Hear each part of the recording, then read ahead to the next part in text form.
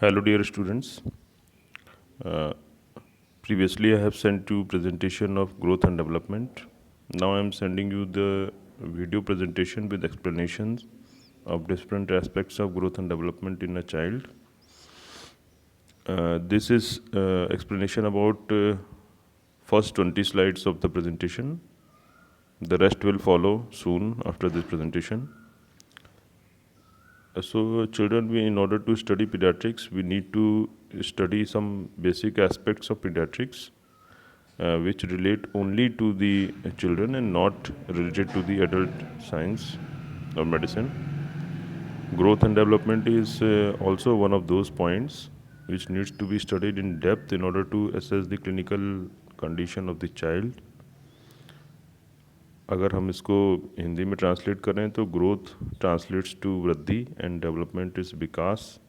So there is very major difference between growth and development which we need to study. Basically in growth we study the increase in the size of the cells which is measured by height, weight, mid-arm circumference, head circumference, etc.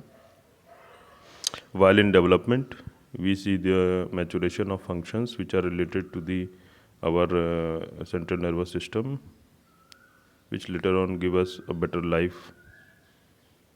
So in the following slides we will study in deep the growth and development in children. First of all, we need to study what is growth. So growth is the process of physical maturation resulting in an increase in the size of the body and various organs.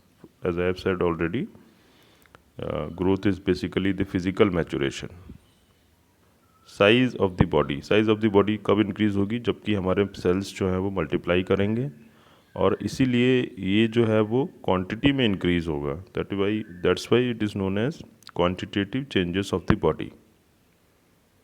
शायद आपको समझ में आ गया होगा कि जैसे जैसे हमारे सेल्स मल्टीप्लाई होते हैं वैसे वैसे जो है वो हमारे बॉडी का साइज़ इंक्रीज़ होता है. तो साइज़ इंक्रीज़ होता है, सेल्स मल्टीप्लाई होते हैं, तो ये क्वांटिटेटिव चेंज है बॉडी में, इसलिए ये ग्रोथ कहलाता है. सामान्य भाषा में वृद्धि कहलाता है. इसी तरीके से अगर आप डेवलपमेंट की बात करें तो डेवलपमेंट बेसिकली जो है वो मैचुरेशन के लिए बोला जाता है, फिजियोलॉजिकल मैचुरेशन. और ये जो है वो it is progressive increase in skill and capacity to function. Skill क्या होती है? किसी काम को करने की विशेष योग्यता. आप डॉक्टर हैं, आपके पास विशेष योग्यता है कि आप ट्रीटमेंट कर सकते हैं. कोई इंजीनियर है तो वो पुल बना सकता है. इसी तरीके से किसी एक ह्यूमन बीइंग में कुछ ऐसी चीज़ों का डेवलपमेंट होना जिससे वो बेटर सर्वाइवल कर सके, वो स्किल के अंदर में आता है. और it is related to the maturation and myelination of the nervous system. क्योंकि जब तक हमारा नर्वस सिस्टम डेवलप नहीं होगा तब तक जो है वो मैचुरेशन नहीं आएगा. मैलिनेशन आपने पढ़ा होगा, जो हमारे एक्सॉन्स होते हैं उन पर जो है मैलिन शीथ होती है. जैसे जैसे मैच्योर होते हैं वैसे वैसे ये डेवलप होती हैं. और it includes the psychological, emotional and social changes and it is basically a qualitative aspect. तो एक तरफ हमने देखा कि जहाँ ग्रोथ में क्वांटिटेटिव एस्पेक्ट यानी कि चेंज इन द बॉडी हो रहा था, यहाँ पर क्वालिटी में चेंज हो रहा है. यानी कि इसका बहुत एक छोटा सा उदाहरण है. जैसे कि एक छोटा बच्चा जो है जब वो जन्म लेता है तो he can only lie on the bed, केवल वो लेटा हुआ रहता है. उसके बाद धीरे से जो है वो around 6 months of age he is able to sit. Now from the lying position to the sitting position, this is the maturation. Then after that he will be able to stand at 1 years of age. 1 साल पे वो खड़ा हो सकता है. That is due to the maturation of functions. तो ये जो आपका नर्वस सिस्टम जो डेवलप हो रहा है from lying to sitting to standing and then walking and running, ये पूरा जो है वो आपका डेवलपमेंट के अंडर में आता है. ये मैंने आपको एक बहुत मोटा मोटा उदाहरण दिया. इसको बोलते हैं ग्रॉस मोटर डेवलपमेंट. इसके अलावा बहुत फाइनर डिटेल्स होते हैं, बहुत ही जो है वो माइन्यूट डिटेल्स होते हैं जो कि बच्चे में जो है समय समय पर जो है आते रहते हैं। जैसे कि छोटा बच्चा जो है वो जब खाना खाता है तो आपने देखा कि बहुत सारी चीज़ों को फैला देता है बॉडी में, थाली में जो है वो। लेकिन जैसे जैसे वो बड़ा होता है धीरे धीरे वो स्पून से और हाथों से जो है वो खाना स्टार्ट करता है, तो फिर वो सफाई से खाता है। तो that is only due to the maturation of functions, that is known as fine motor development. ये और आगे की चीज़ें जो हैं वो आपको बताएंगे। तो अभी आपको ये समझ में आ गया कि development is basically a qualitative change. Now we should note the difference between growth and development. जैसा मैंने पीछे की स्लाइड से बताया उन्हीं को यहाँ पे कंपाइल किया गया है। Growth is basically the change in the size और weight resulting from increase in number और साइज ऑफ सेल। दो चीज़ें बढ़ सकती हैं, या तो नंबर बढ़े या साइज बढ़े। A gradual change in advancement और function from lower to higher stage, ये डेवलपमेंट का करेक्टरिस्टिक है। दूसरा जो पॉइंट है कि ग्रोथ जो है वो क्वांटिटेटिव चेंज है और डेवलपमेंट जो है वो क्वालिटेटिव चेंज है। ये मैंने आपको इससे पहले ही जो है वो एक्सप्लेन कर दिया है। तीसरी बात यह है कि आप मेजर कैसे करेंगे कि ग्रोथ हो रही है या डेवलपमेंट हो रहा है। तो ग्रोथ को मेजर करने के लिए वेट मेजर करना है आपको, तो केजी में मेजर करिए। हाइट मेजर करनी है तो सेंटीमीटर्स में या मीटर्स में मेजर करिए।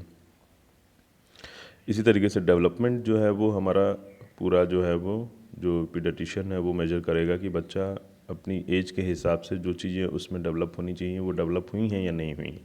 जैसे 13 महीने का बच्चा जो है वो 13 से 14 महीने का बच्चे को चलना चाहिए। अगर वो प्रॉपरली मूव कर रहा है, चल रहा है, तो that means it is the development is proper. तो it is assessed in term of acquisition of skills and ability. Skills and ability का क्या मतलब है? स्किल्स अभी मैंने आपको बताया, फिर दूसरी ability, ability to do the things, है ना। जो जो चीज़ें हम कर सकते हैं एज ए एडल्ट, वो बच्चा जो है वो कर पा रहा है या नहीं कर पा रहा है। तो मैचुरेशन के बारे में लिखा हुआ है, it is increase in competence and adaptability. Adaptability, body आपकी कैसे अडाप्ट कर रही है कि आगे जा कर के आपको कोई समस्या नहीं आए, इसको बोलते हैं maturation. Now the principles of growth and development, you need to study. There are some basic principles by which the growth and development are governed, and you can see in the picture, from the childhood age to the adulthood age there is a long way to go, and growth and development process all through the age.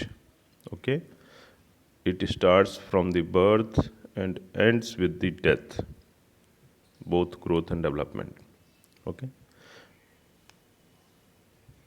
Now, I have said about the principles of growth and development. You need to study 3 basic principles.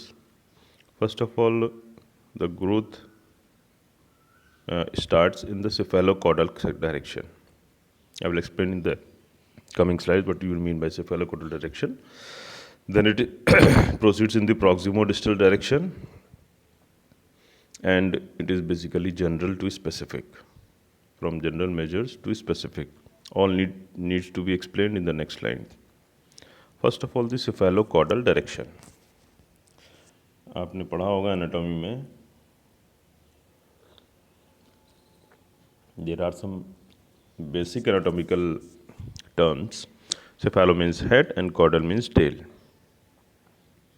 तो इसका मतलब ये है कि जो हमारा development हो रहा है वो सिर से नीचे की तरफ हो रहा है। यानी सबसे पहले डेवलपमेंट आपको कहाँ दिखेगा? सिर में दिखेगा, और लास्टली जो है वो आपको पैरों में दिखेगा, और ऐसा होता भी है। सिर में दिखेगा का मतलब ये आप ऐसे भी समझ सकते हैं कि सबसे पहले अपना ब्रेन डेवलप होगा, उसके बाद जो है वो दूसरे जो मोटर फंक्शंस हैं, चलना फिरना और ये सब जो है वो चीज़ें डेवलप होंगी। इसी तरीके से इसको जो है वो एक्सप्लेन किया है, the process of cephalocaudal direction from head down to tail. This means that improvement in structure and function come first in the head region. सबसे पहले सिर में जो है वो स्ट्रक्चर और फंक्शंस जो है वो आपको दिखाई पड़ेंगे। जैसा इसमें एक बहुत इंपॉर्टेंट चीज़ होती है, चूँकि आप लोग अभी नए हैं तो बहुत सारे टर्म्स आपके लिए नए हैं। जैसे कि बच्चों में जो है वो नेक होल्डिंग होती है। एक नेक होल्डिंग का अर्थ ये होता है कि बच्चों में गर्दन संभालना। This is the first milestone which is seen in a child for development. तो गर्दन को संभालना जो है वो 3 महीने तक हो जाना चाहिए। अगर कोई बच्चा अपनी गर्दन को संभाल नहीं पा रहा है 3 महीने के बाद भी, तो that is a case of late development, okay, या डेवलपमेंटल डिले हम उसको कह सकते हैं। It's a very very danger sign. तो ये जो आपने देखा, तो पहले हेड जो है वो, उसके बाद 6 महीने पे जो है वो बच्चा बैठना सीखता है विद सपोर्ट, और 8 महीने पे without support.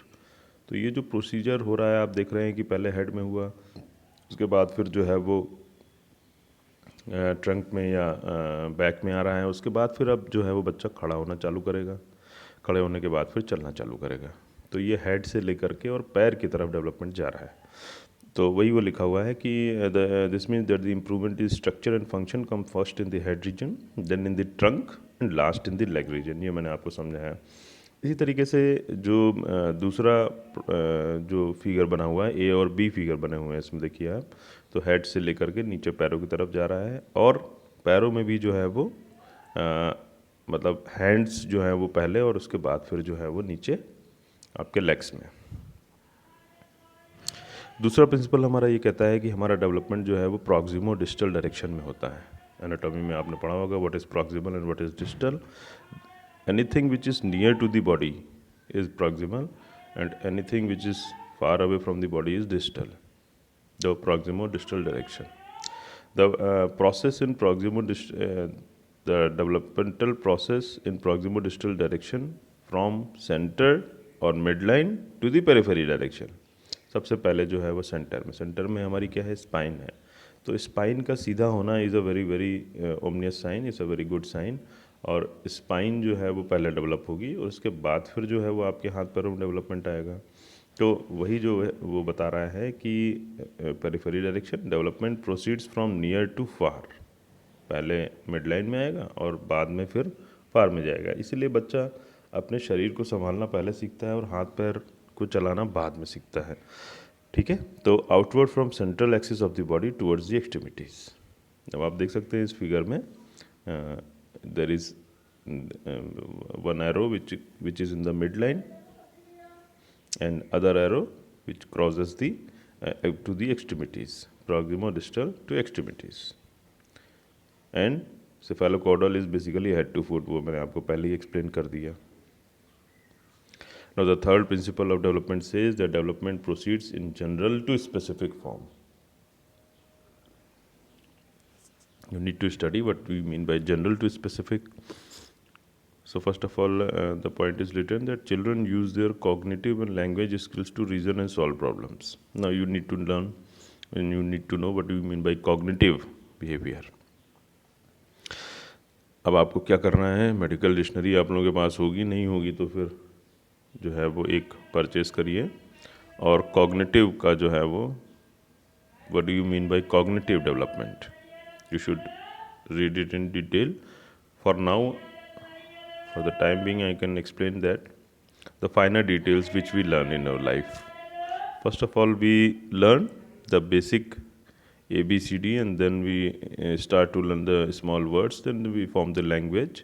So from the gross level to the fine level, this development proceeds.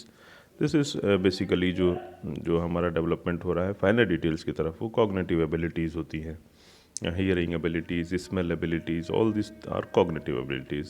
Then language skills के बारे में भी मैंने आपको बताया कि लैंग्वेज जो है वो आपकी कैसे डेवलप होती है। लैंग्वेज पहले आप छोटे छोटे जो है वो वर्ड सीखते हैं, उसके बाद सेंटेंस फॉर्मिंग करते हैं, उसके बाद स्टोरी फॉर्मेशन और something like that, you can write a paragraph about something.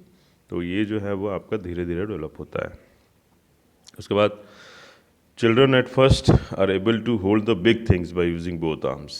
आपने देखा कि जो है वो एक बड़ी सी बॉल आपने दे दी बच्चे को, दोनों हाथों से पकड़ के फेंक सकता है, लेकिन अगर आपने बहुत छोटा सा कुछ मार्बल दिया या कुछ दिया, he will have difficulty in holding that. A small child, say of 6 to 8 months of life, then in the next part able to hold things in a single hand, and then only able to pick small object like peas and cereal.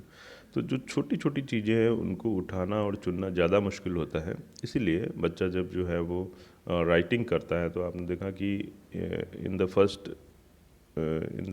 First time suppose that you give a pen to a child, he just strokes on the paper, कुछ भी बना दिया, जो है इधर उधर हाथ मार दिया और जो बन गया।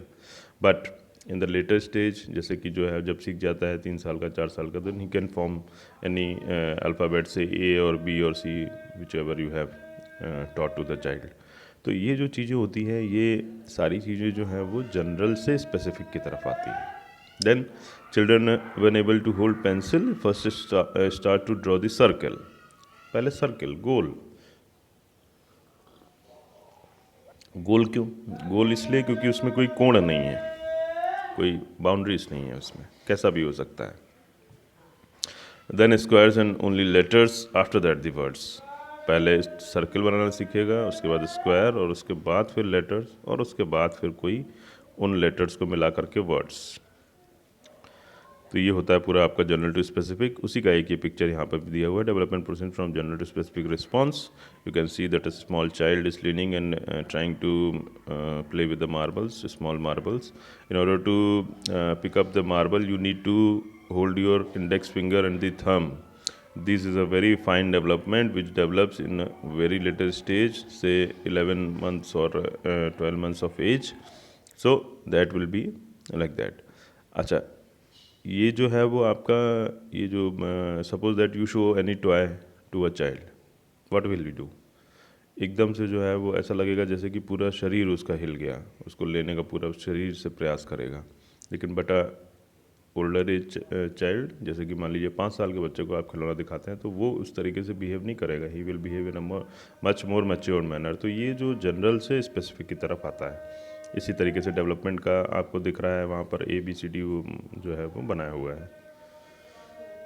Now we will learn what are the factors which influence growth and development. अब ये ग्रोथ एंड डेवलपमेंट पे क्या क्या चीज़ें असर डालती हैं। आप सोच सकते हैं कि ये चूँकि पूरी मानव जो है वो संरचना के डेवलपमेंट और ग्रोथ की बात हो रही है, तो फिर इस पे जो फैक्टर्स भी होंगे, ये पूरे जो है वो हमारी सोसाइटी से रिलेटेड, हमारे एनवायरनमेंट से रिलेटेड, हमारे जो हमारी रेस है, हम जो है वो किस कंट्री में रह रहे हैं, किस रीजन में रह रहे हैं, किस टेम्परेचर पे रह रहे हैं, क्या खा रहे हैं, न्यूट्रिशन, हमारा सोशो इकोनॉमिक स्टेटस क्या है, इन सारी चीज़ों को मिला करके जो है, इसलिए it's a very very multi factorial aspect. इसमें बहुत सारे एस्पेक्ट्स काम करते हैं, तो उन्हीं को हमें देखना है। आगे देखिए, तो growth and development depends upon multi factors और डिटर्मिनेंट्स। ये मैंने आपको अभी भी बताया था। इन्फ्लुएंस डायरेक्टली और इनडायरेक्टली बाय प्रमोटिंग और हिंडरिंग द प्रोसेस। या तो कुछ ऐसे ग्रोथ एंड डेवलपमेंट के आपको फैक्टर्स होंगे जो कि या तो उसको प्रमोट करेंगे या फिर उसको रोकेंगे, हिंडर करेंगे, है ना। तो कौन से ऐसे फैक्टर्स हैं जो कि ग्रोथ एंड डेवलपमेंट को प्रमोट करते हैं या उसको बढ़ाते हैं, और कौन से ऐसे फैक्टर्स हैं जो उसको रोकते हैं, हिंडर करते हैं। तो इसमें तीन तरीके से हम डिवाइड कर सकते हैं इनको basically: genetic factors, prenatal factors, postnatal factors. अगर आप यहीं पे देखना चाहें तो समझिए आप कि जेनेटिक फैक्टर्स जो होते हैं हमारे, ये हमारे जीन से रिलेटेड होते हैं, इन पे हमारा कोई जोर नहीं है ज़्यादा। जैसे जीन्स हमको मदर और फादर से मिले हुए हैं, उसी के अकॉर्डिंग जो है वो हमारा जो डेवलपमेंट है वो प्रोसीड करेगा। इसी तरीके से prenatal factors, prenatal factors, natal का मतलब होता है पैदा हो, तो प्री का मतलब है पैदा होने से पहले, और पोस्ट नेटल फैक्टर्स जो है वो पैदा होने के बाद के फैक्टर्स कहलाते हैं। पोस्ट और नेटल, नेटल का मतलब है पैदा होना, भी मैंने आपको बताया। आपने एक शब्द सुना होगा नियो नेटल, है ना। तो नियो मीन्स न्यू, नेटल मतलब पैदा हुआ, यानी कि नवजात, नया पैदा हुआ बच्चा, तो that is known as new natal. तो ये देखिए आप, जेनेटिक फैक्टर्स कौन कौन से हैं। देखिए, genetic predisposition is an important factor which influence the growth and development of children. इसके बाद जो है वो बच्चे का सेक्स क्या है, यानी कि वो मेल है या फीमेल है। जैसे कि जो ग्रोथ है या जो वेट और हाइट है वो मेल्स में ज़्यादा है, फीमेल्स में कम है। इसी तरीके से race and nationality also effects the development and growth in the child. Race का मतलब ये है कि जैसे अफ्रीकन कंट्रीज़ में आपने देखा कि जो हाइट होती है वो बहुत ज़्यादा हो सकती है, या nationality, the European countries and Britishers are taller than the Indians. तो both race and nationality are and determinant factor in the growth and development. Similarly prenatal factors, जन्म लेने से पहले। तो intrauterine environment is an important predominant factor of growth and development, various condition influence the fetal growth in utero. ये जो है वो आप जब अपना गायनी वाला पढ़ेंगे पोर्शन, तब आपको बहुत सारी चीज़ें इसमें पता चलेगी। जैसे कि एक डिजीज़ है IUGR, which is known as intrauterine growth retardation, which is directly related to the smoking and alcohol abuse in the mother. If the mother is alcohol addict and she is smoking, then the child may get IUGR, intrauterine growth retardation, which will result in the malnutrition of the child in intrauterine life. Similarly, substance abuse means some type of addictive things which the mother is taking, then it will directly influence the growth and development of the child. Then there are various conditions which influence the fetal growth in utero. So suppose that mother is having maternal diabetes, then it will adversely affect the plasma glucose level in the child as well, and it will result in higher weight of the child. The children of the mother who is having diabetes will the weight of the child will be more at the time of birth. Normal weight जो होता है बच्चे का जब वो जन्म लेता है in the Indian scenario is approximately 2.5 kg to 3.5 kg. You should note down that. Then in the if the mother is diabetic for some reason, then that weight can go up to 3.5 to 4 kgs. Then that's a very not a very good sign. Indian scenario में लोग बाग कभी कभी कहते हैं कि बहुत healthy बच्चा पैदा हुआ, लेकिन अगर 4 किलो 4.5 किलो का बच्चा पैदा हुआ है तो ये एक जो है वो ये शो करता है कि mother might be having maternal diabetes. कई बार क्या होता है कि डायबिटीज़ पहले से होती है और कई बार होता है कि प्रेगनेंसी के दौरान ही डायबिटीज़ डेवलप होती है, तो it is not a very good sign. तो ये जो कंडीशंस होती हैं, इसी तरीके से हाइपरटेंशन की कंडीशंस होती हैं, एक्लैम्सिया हो सकता है, प्री एक्लैम्सिया हो सकता है. All this terms you need to know in later part. Then the the prenatal factors which can be useful in growth and development include maternal malnutrition. अभी मैंने आपको बताया अगर मदर का जो है वो न्यूट्रिशन प्रॉपर नहीं है तो that will result in malnutrition of the child as well. Suppose that the mother is having anemia, the child will also not have a very good reserve of blood vessels, hemoglobin level. Although hemoglobin level in the child never comes down. Newborn में anaemia बहुत ही rare condition में होता है, लेकिन अगर mother में बहुत ही कम HB percentage है तो फिर वो मदर को हो सकता है, वो बच्चे को हो सकता है. उसके बाद maternal infection includes many diseases. Suppose that the mother is having a torch infection, TORCH, torch. तो T stands for toxoplasmosis, O toxoplasmosis, TO, R stands for rubella, C stands for cytomegalovirus, and H stands for herpes. So these type of viral infections are very harmful for the child. Torch infection is a known risk for the child, और उसका ना तो development होगा और बहुत सारे जो है वो कॉम्प्लिकेशंस होंगे वो अलग. इसके अलावा सब्सटेंस अब्यूज़ मैंने अभी जस्ट पीछे एक्सप्लेन किया आपको.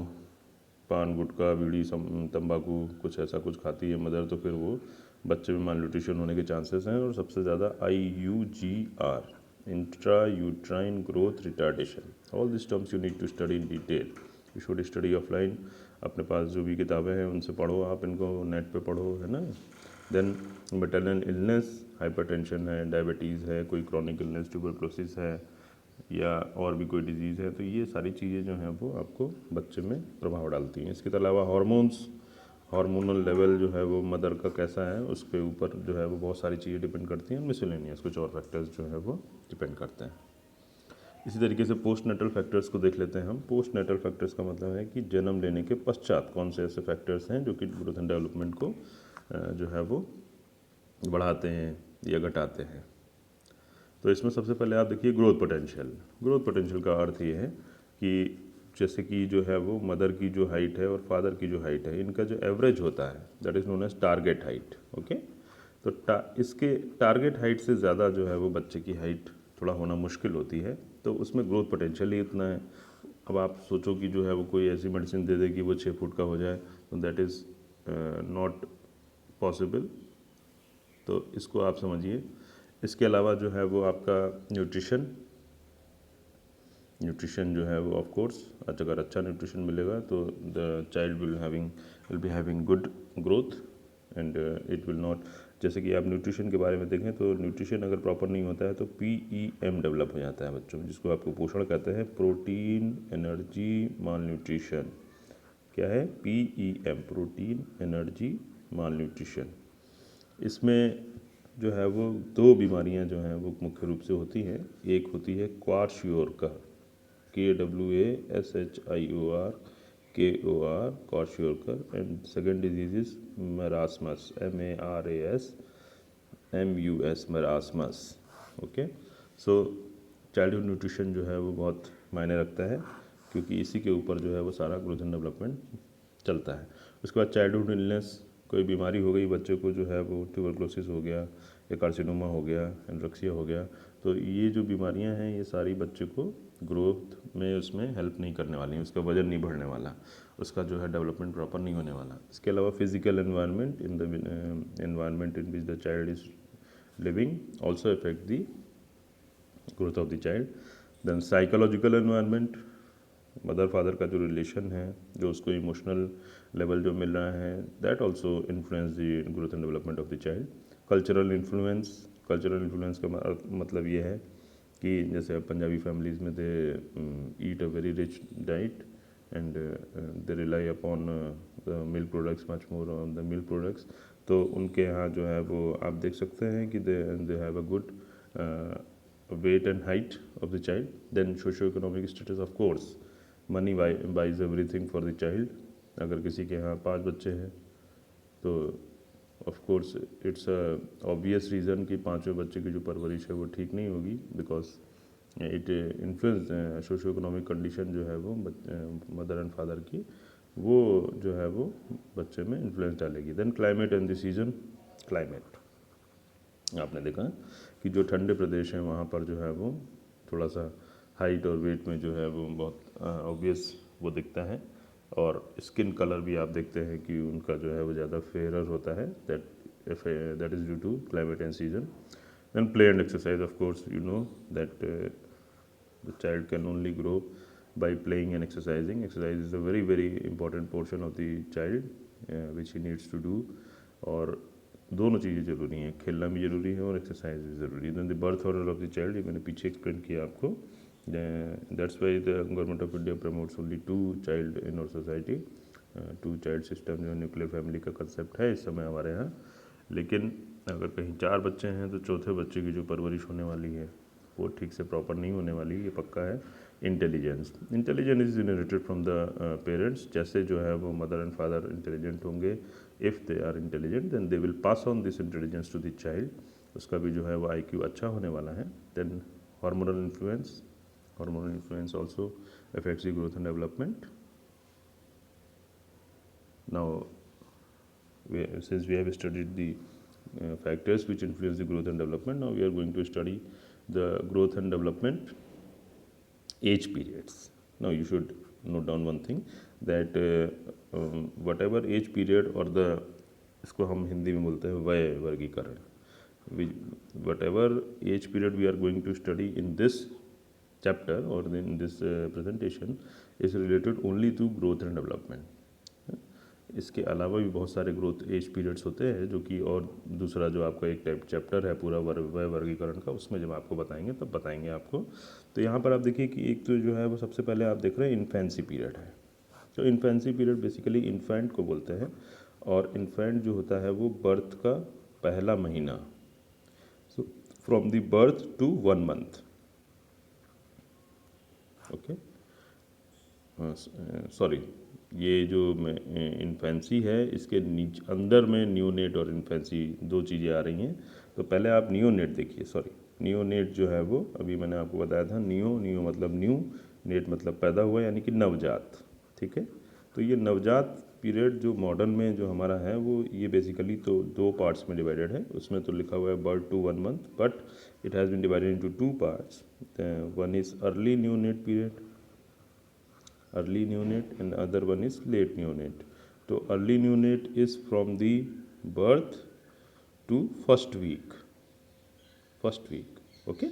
फर्स्ट वीक का मतलब ये हो गया कि बर्थ से लेकर के 0 से लेकर के और 7 डेज तक का जो पीरियड है ये क्या कहलाएगा हमारा अर्ली न्यूनेट। और इसके बाद जो है वो 7 डेज से लेकर के और 28 दिनों का बाकी का जो पीरियड है, यानी कि ये जो 21 दिन है ये कहलाएंगे लेट न्यूनेट।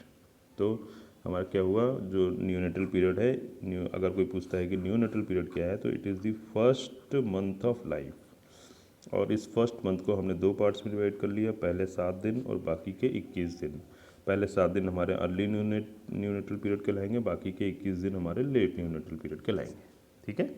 इसी तरीके से इन्फेंसी के ऊपर आ जाते हैं। तो इन्फेंसी जो है वो basically first year of the life, जैसे neonate first month of the life था, ऐसे infancy first year of the life है। अब इसको भी हम 2 पार्ट्स में डिवाइड करते हैं, अर्ली इन्फेंसी पीरियड और लेट इन्फेंसी पीरियड, ठीक है। तो जिसमें जो है वो फर्स्ट के 2 to 3 मंथ्स जो है, 2 से 3 महीने जो पहले हैं वो अर्ली इन्फेंसी पीरियड होता है, और बाकी के जो बचे हुए 9 महीने हैं या जो है 10 महीने हैं वो आपके लेट इन्फेंसी पीरियड कहलाता है। तो basically infancy is the first month of life, sorry neonate is the first month of life and infancy is the first year of life. Then early childhood period. Early childhood period has 2 parts. Toddlers are basically non-school going children. They are of 1 to 3 years. ये school नहीं जाते हैं, 1 से 3 साल के बच्चे हैं। और प्री स्कूल वाली जो एज है वो 3 to 6 years, यानी स्कूल जाने की तैयारी कर रहे होते हैं। तो toddler is very very important, 1 to 3 years। उसके बाद जो है वो मिडिल चाइल्डहुड वाले बच्चे आते हैं, जो कि स्कूल एज 6 to 12 years की होती है इसमें। और लेट चाइल्डहुड वाले पीरियड होते हैं एडोलेसेंट, जो कि 13 years to approximately 18 years of life. So जो भी आपने ये ग्रोथ एंड डेवलपमेंट का जो एज पीरियड्स पढ़े हैं, मैंने आपको पहले ही बता दिया कि ये जो है वो केवल एज मतलब ग्रोथ और डेवलपमेंट को एसेस करने के लिए एज पीरियड्स बनाए गए हैं। ये जो नॉर्मल जो हमारे दूसरे जो एज पीरियड्स हैं वो दूसरे टाइप के हैं, वो आपको बाद में बताएंगे। अब आपको ये देखना है, you should go and open your physiology books and you should study different age periods as I have told and the hormonal influence in these age periods। मतलब कहने का ये है कि इंट्रा यूट्राइन लाइफ में और उसके बाद पैदा होने के बाद, यानी कि जब पैदा होने से पहले बच्चे में कौन से हार्मोन्स ग्रोथ के लिए रिस्पॉन्सिबल होते हैं, और पैदा होने के बाद कौन से हार्मोन्स जो है वो बच्चे में रिस्पॉन्सिबल होते हैं ग्रोथ के लिए। तो ये दोनों जो है वो हार्मोनल इन्फ्लुएंस आपको देखना है, ये आप अपनी फिजियोलॉजी की बुक से देखिए, ठीक है। तो अभी आज के लिए अभी इतना रहने देते हैं। ये करीब हाफ एन आवर का जो है वो प्रेजेंटेशन है, बहुत सारी चीज़ें हैं इसमें जिसमें आपको लर्न करना है। उनको आप देखिए, लर्न करिए, कहीं पर नोट डाउन करिए। It's a very very important aspect. अब चूँकि ऑफलाइन क्लास नहीं हो रही है तो इसलिए आपको जितना मैक्सिमम था मैंने इसमें समझाया आपको। इसके बाद जो है वो 20 से 40 की जो स्लाइड्स हैं उनको मैं आपको समझाऊंगा, वो मैंने आपको पहले ही भेजी हुई हैं, आप उनको स्टडी करते रहिए। जो बुक्स मैंने भेजी हैं, जो मैंने घई की बुक कल भेजी थी, उसमें जो पहला चैप्टर है that is basically on growth and development only. You should go through that chapter, है ना। और जो है वो टाइम पे आप पढ़िए। ऐसा मत सोचिए कि अभी जो है वो छुट्टी का टाइम है, ये टाइम पीरियड वापस लौट के नहीं आने वाला है। You should study in this all time period. Okay, thank you very much.